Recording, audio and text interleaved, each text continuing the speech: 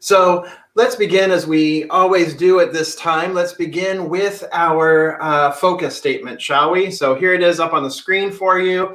I want you to say it nice and loud with all the V's, all the vim, vigor, velocity, voluptuousness that you can muster wherever you are. I'm coming to you once again live from my living room, and maybe you're sitting out on your lanai, maybe you are in your dining room, maybe you're sitting in the comfort of your living room. Wherever you are this day, I invite you to raise your voice, lift up your voice, and really speak this into existence, shall we? So here we go.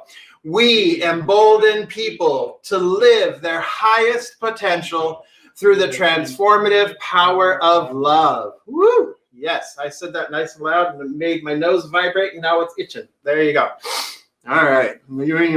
There. Hi. So this is live, right? So there you go. It is so good to be with you, my beloveds, here on this third day of May.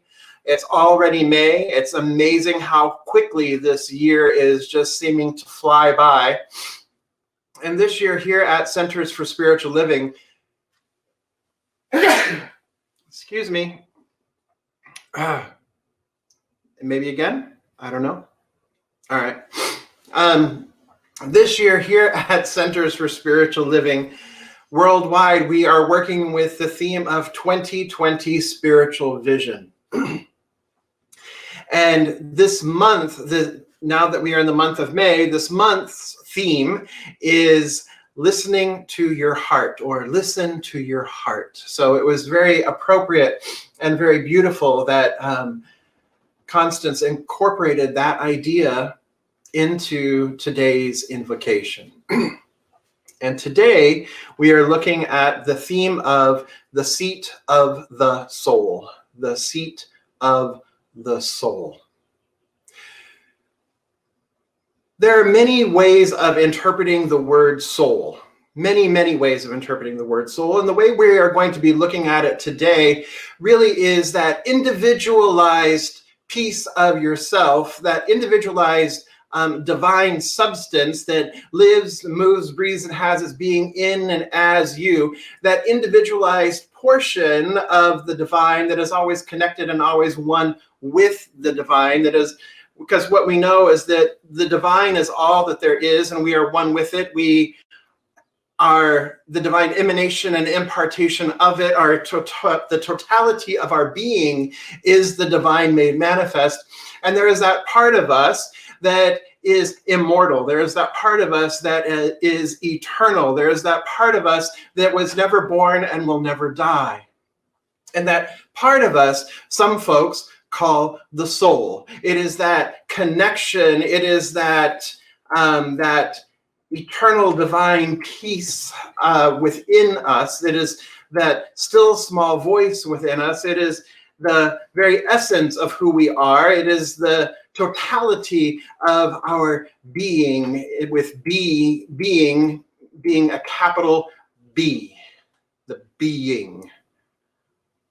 So that is how we are going to approach soul today, is that we are looking at it as that piece of us that is the individualized expression that is always eternal, that is forever expanding, that is that piece of us that when we say namaste, that it is the divine in me that recognizes the divine in you and honors the divine in you. It's that same piece.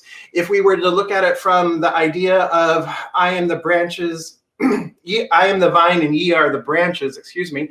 I am the vine, ye are the branches. And we go back to that parable. It is that Christ consciousness. It is that Buddha mind. It is the Shekinah. It is the light. It is the love that is present within us, always keeping us connected to source, and it is source itself. But it is that individualized high idea, that individualized high consciousness within each and every one of us. Ernest Holmes approaches soul from a slightly different perspective. He uses soul to mean the creative medium that we also call the law, that we call subjective mind, that is that creative medium that knows how to create everything and all of creation, that regardless of what high idea is placed into it, that it is that substance, it is that medium that knows how to create, and that then produces life, that then produces form. And these two ideas of soul are not completely separate from one another, because there is only how many? One, right? There are multiple aspects of the one life, the love, the law. There are multiple aspects, but again, they're all the same. So we're going to focus on soul here today. And what does it mean to be seated, the seat of the soul? What does that look like? What does that mean? So currently, we are experiencing a pandemic. I don't think that this is news to you. It's certainly not news to me or anybody here, right? That we are currently experiencing a pandemic. We are experiencing a pandemic that there is a virus, right? We are experiencing a pandemic of dis-ease that is attributed to a virus. But what I would say is that we are also experiencing a pandemic of dis-ease that is attributed to fear. Breathe that in for a second. We're not experiencing just one pandemic that showed up fairly recently on the global scale, but we are also experiencing a pandemic that has been throughout ages, that has been a long time in the making, that has been present with us for a very, very, very long time. And this is the pandemic of fear. What we often affirm, or what you may have heard, is that fear, an acronym for fear is just an acronym. Fear is an acronym for false evidence appearing real. Michael Bernard Beckwith said that fear is an acronym for false evidence appearing real. And that's a really wonderful way of looking at fear. That really what we're seeing is that it's false evidence. It's not the truth, but yet it's appearing to be the truth. And because it's appearing to be the truth, or it's appearing to be real, right, then we react to that. We react to that false evidence appearing real. And we react in fear, right? Another acronym for fear, another acronym that fear could stand for is forget everything and run. And frequently that is what we do when we are experiencing fear. We forget who we are. We forget everything we know. We forget the truth of our being, and we run away from it. And we run away from it because we are in reaction to whatever the outside stimulus is. So fear itself is no thing. Fear itself is a reaction. It is a response that we have. The only power that fear has is the power that we give it, the power that we assign it. So as the master teacher once said, thou couldst have no power over me unless it was given thee of God. So if we remember that we are the ones feeding the fear, we are the ones giving power to the fear, then we also recognize that because we have full control and full responsibility for our lives, that we have that full responsibility for our lives, we have complete control, if you will, over our thoughts and over our responses and over our reactions, that we have the power within us, we have the dominion within us to take back the power that we have given out there, that we have projected outside of ourselves into these situations. Dennis Merritt Jones says that fear itself is always linked to death or loss. Any fear that you're experiencing, any fear that you're thinking about, any fear, any worry, any doubt, any frustration, any anger, any envy, any jealousy, all those are expressions of fear, that all fear is somehow related to the fear of death, the fear of loss. Think about that. What are you worried about? You're worried about loss of income. You're worried about your loss of job. You may be worried that we can never go back outside again. What are you fearful of? What are you fearing? It's loss of some sort. And what we know is if that God is with us, then nothing and no one can be against us, right? If we bring ourselves back into the realization that God truly is all there is, the divine truly is all there is, Goddess is truly all that there is, love is truly all that there is, then nothing can be against us. There is only one power. There is not two powers. There is no other power on the planet. There is only this one power, this one life, this one infinite intelligence, this one love. And it's up to us to remember that. We have that opportunity to remember that and go back to that and go back to that. Because when we are reacting, when we are forgetting everything and running, we tend to engage in unskilled behavior, would you say? We tend to engage in that unskilled behavior. That unskilled behavior that we're seeing all around us right now. That unskilled behavior that we are seeing on television with people with AR-15s storming state capitals. We are seeing that fear, that unskilled behavior, people forgetting who they are, going to the beaches of Southern California, protesting because they are in fear of loss of something that was for them. They're in fear of loss. And as me personally, as I've been watching all these things this week, I too have been in fear. What have I been in fear with? I've been in fear that perhaps we won't emerge on the other side of this better than we came into it. What I've been fearing is that perhaps we won't take this opportunity of sheltering in grace to really look at and evaluate and assess how we've been functioning, how we've been living on the planet. I'm fearful that we will miss the opportunity that we have been so graciously and generously been given by Spirit, as all of creation, that we will miss this opportunity to rise in consciousness, individually and as a society and as a global being, a global planet. That's what I've been in fear of this week. But again, if I'm in fear, right, that's happening within me. That fear is here. And so what do I have the ability to do with that fear? What I can do is I can turn to Spirit. I can turn to that inner knowing that there is the divine presence within me, my individualized soul, and I can turn there and turn within and bring myself into alignment with the truth and properly seat my soul right in the center of my being so that my soul is fully enthroned in its proper place. And then I can come before that and I can lay my fear down. I can express my fear. I can share my fear. And what is it that the divine is going to say? What is it that the divine would have me know at this moment in time?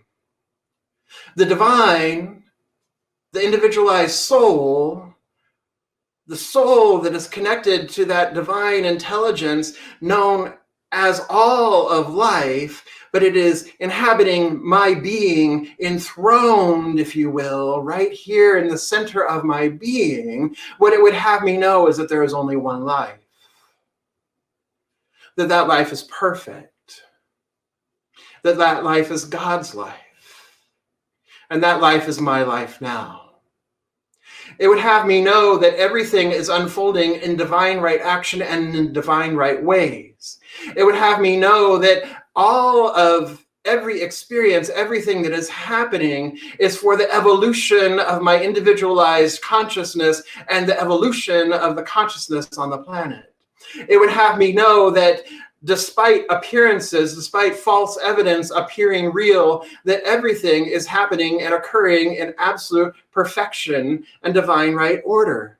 It would have me know that love leads the way. It would have me know that love is present right here where I am, and because it is present right where I am, it is present in everything that I see. It allows me to see beyond the unskilled behavior. It allows me to see through to the divine within each beloved. It allows me to then have compassion for the fear that they are experiencing. It allows me to have compassion for the fear that I've been experiencing myself. It allows me to be gentle with myself. It allows me to see things rightly. It allows me to see the way Spirit sees. See with the eyes of Spirit, listen with the ear of Spirit, and feel with the heart of Spirit. For when I bring myself back into alignment, then I can know that all is truly well. That's the truth. That there is only one power here. There's not two. There's not me and other. There's not the divine and other. And in a world where so many feel lost, we know the divine.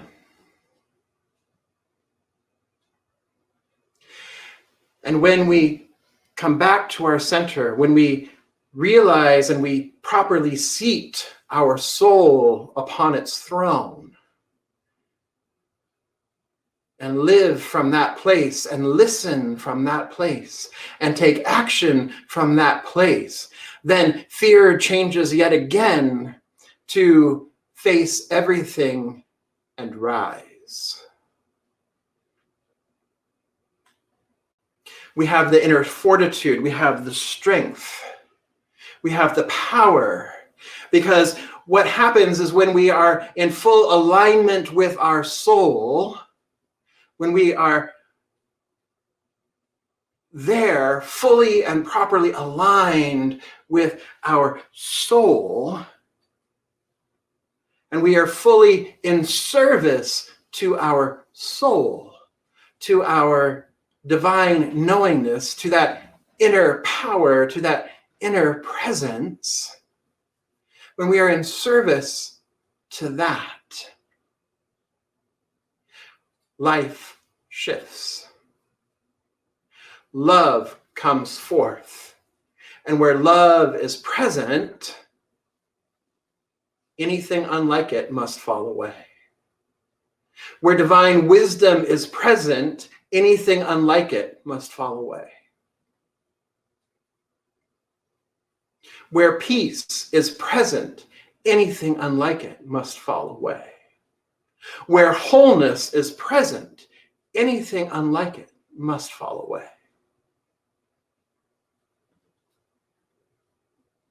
And so being in alignment with our soul, we face everything.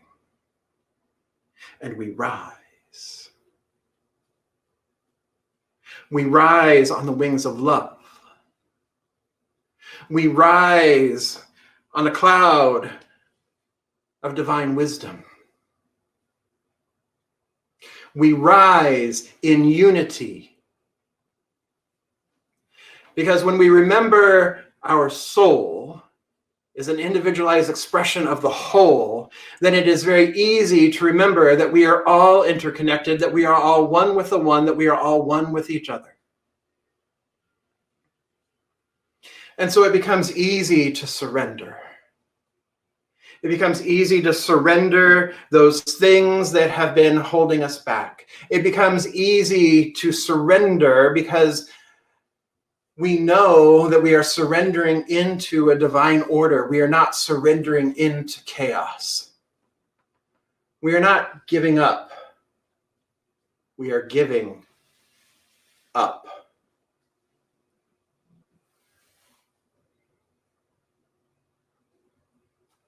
And when we give up, we enter into that higher state of consciousness.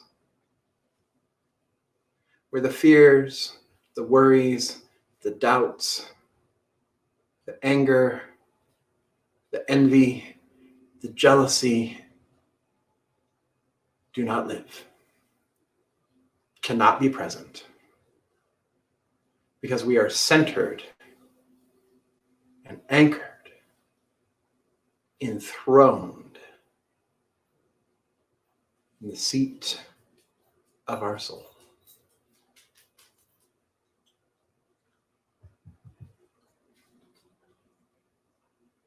Breathe that in.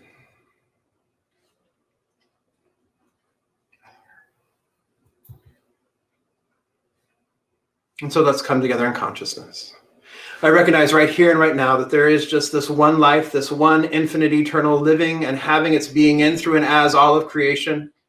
That it is the very truth, it is the very essence, it is the very being itself. It is the ground of all being, this high consciousness.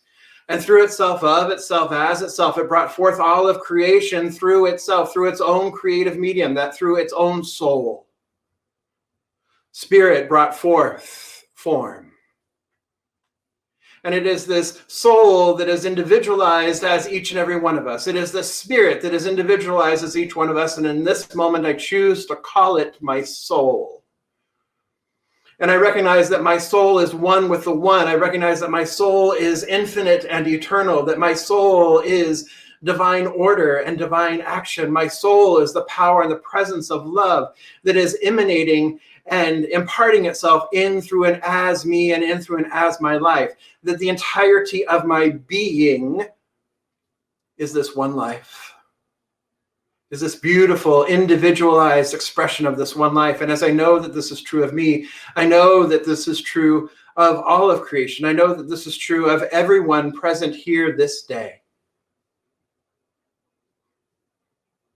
And so I speak my word here and now, recognizing and realizing that my soul is seated and enthroned properly, that it is regal and royal, and that it is the one power in my life. It is the one governing factor in my life. It is the one wise sage that makes itself known in the stillness, in the silence. It is that inner power, it is that inner presence that expresses itself through me here and now. It individualizes itself as me and through me, and because it is individualizing itself as and through me, it is individualizing and expressing itself in the collective as well. That our family who have gathered here this day at Riverside Center for Spiritual Living, our family here is the embodiment of this individualized soul within each one. We are the collective whole, the collective soul. And as such, we continue to focus our attention there, focus our attention here and now, and allow ourselves to be the vessel through which spirit, through which soul expresses itself, expresses its reverence for, and its love of life, its love of itself. And so I simply allow anything, any doubt, any worry, any confusion, any anger, any envy, any jealousy, any fear to fall back into the nothingness from which it came.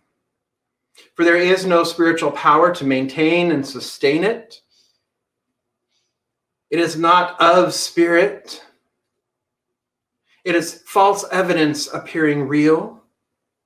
What we know is that there is only this one life, and that life is the truth. There is only one power. That power is the truth.